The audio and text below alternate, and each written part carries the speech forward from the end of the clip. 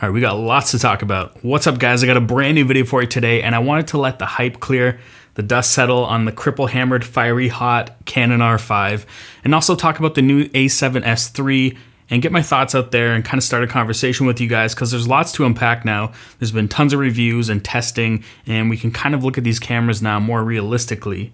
But let's just say I pre-ordered the A7S III. Now, initially, I was excited about the R5 because it's really unlike Canon to actually make some serious leaps that would possibly cannibalize their cinema line.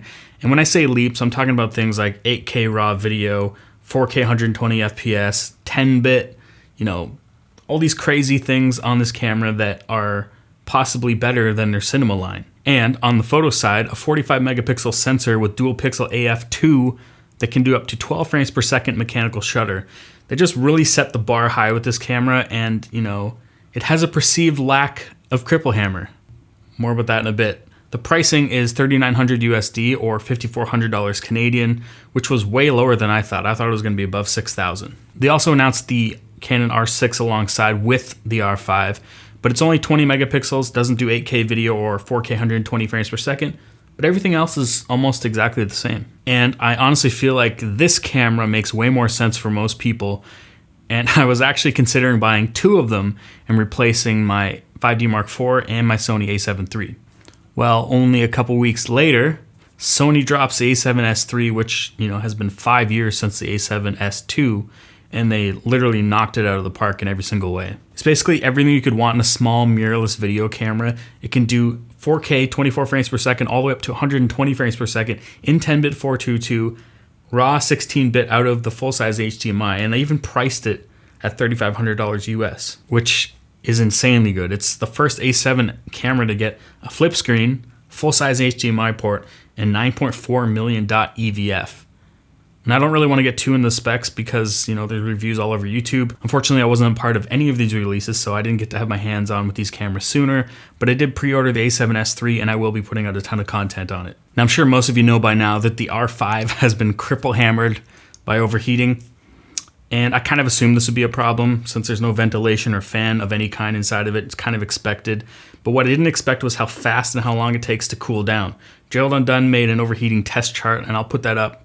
The results are kind of interesting, He said that if you only waited 1 hour for it to cool down, you basically can't go back to shooting those times. You got to wait a full 2 hours to cool down, which is kind of a no-go for most people. And if you plan shooting 4K 24 frames per second, you're probably fine. But if you want to shoot a mix of different frame rates like 24 and 60, who knows how long it'll be before it overheats. And that's a big issue. Now I'm looking at this camera, and these are professional video features on a professional camera, and I'm talking like full frame 8K raw. That's not typical on anything except like the Red Monstro. So if your plan is to shoot all kinds of different 8K video, you're gonna be kind of limited with this camera. You can't really use that pro feature on your pro video camera. You can't just freely shoot whatever frame rate you want or resolution you want, because you're gonna have that overheating anxiety with this camera. So it's gonna be tough for me to recommend this camera for people that use it for like full day video shoots like a cinema camera. But on the other hand, it's an amazing photo camera. So I guess you have to look at it from the viewpoint of how you're gonna use it. If it's a photo first camera and limited video, then it makes sense. So looking at the R6, it has a smaller 20 megapixel sensor, so you wouldn't assume that it would overheat nearly as fast. And unfortunately, it almost overheats faster, which is kind of sad. I was actually really tempted to get the R6 because I think it's nearly perfect for most of the things that I would want. 20 megapixels is fine for the majority of the photo work I do. And if I had a client that wanted something higher, I'd just rent an R5. But then I saw the overheating results, and I kind of backed off. One of the main gigs I get a lot is shooting behind the scenes on music videos, so hybrid shooting, where I'm shooting photos and videos all day, jumping back and forth. And my Sony A7 III has been rock solid for that. And if I was trying to use like the R6, we might have some problems. It might overheat on me, and then I'll miss stuff. So I can't really have a camera that's going to do that.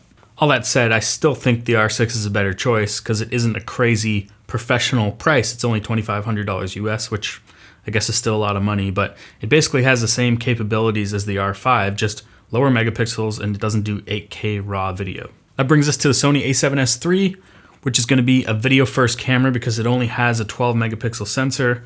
I guess that'd be fine for most social media photography work, especially if you're not cropping your images, but again, this is mainly designed for video and low light sensitivity. Sony literally listened to everything people asked for in a small mirrorless full frame video camera, and they delivered big time. And the big thing is that it's not going to overheat, which is super important, especially if you're working in a professional setting. It's going to give you the freedom to shoot whenever you want, any frame rate, resolution, without having that overheating anxiety. And if I remember back to the Sony A6300, that thing overheated so fast. It was a big problem, big issue, but I kind of forgave it because it wasn't professional price. It was like around $1,200 or whatever at the time. Anyway, they added a full-size HDMI port. Thank you, Sony. That's something that is way more professional than a micro HDMI port. It has way less issues with disconnection and especially breaking. And as I said before, it'll do up to 4K 120 frames per second, 10-bit video, which is amazing to see, as well as new color science, the Cinetone color science found in the FX9, as well as the Sony Venice Cinema cameras. And from what I've seen, it looks amazing. So as you can tell, I'm pretty stoked on this camera. So I pre-ordered this camera because I feel like it'll be the perfect lightweight gimbal camera where I would normally have my C200 rigged up. I'm pretty sure my back's going to thank me because it's going to be way lighter. And Atomos just announced that they'll be adding a new firmware update in the Ninja 5 that'll allow it to take the 16-bit out of the HDMI port from the A7S III and record 12-bit ProRes RAW, which puts the camera into cinema camera territory, especially when it comes to image quality. And it also has me thinking that I should probably sell my C200 and get an FX9. That way I have an A cam and a B cam that are going to have matching color science. Now, the 12 megapixels doesn't help the photography side of things because I personally feel like it isn't enough for most of what I do, but I do think it would be fine for Instagram or social media stuff. I'll probably still shoot most of my photos with my A7 III and also wait for the A7 IV because that camera is going to be an R6 camera, like a camera that competes with the R6, which will probably be cheaper and have a higher megapixel count. And speaking of photography, this video is sponsored by my new presets. The feedback has been pretty great on them so far, and make sure to pick them up if you haven't already. If you're trying to get that Fuji color look that I use on any camera, check them out because they're awesome. Roll the clip.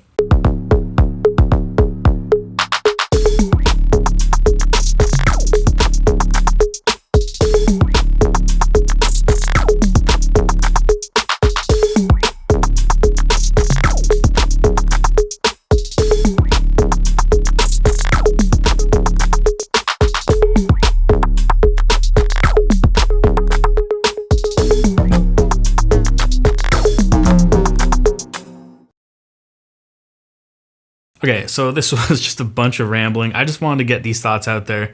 Outside of 8K raw video, the A7S III is kind of the same specs as the R5. They nearly have the same video specs. The only difference is that the A7S III is going to be a more professional use camera because it's not going to overheat and has a full-size HDMI port, which the R5 doesn't have. The A7S III is also going to be a monster in low light, as well as dynamic range. And, for a photo camera, obviously the R5 makes more sense. It just kind of comes down to what you need in a camera. If it's 8K video, it probably makes more sense to rent a Monstro. Either way, I'm stoked for the A7S III, and I'm going to be getting mine in September. So hopefully I'll start posting lots of content on that. Let me know if any of you guys pre-ordered any of these cameras, and let me know what you think about these cameras. That's it for me. Thanks for listening to me ramble. This was probably a long video, and I'll have to cut it up.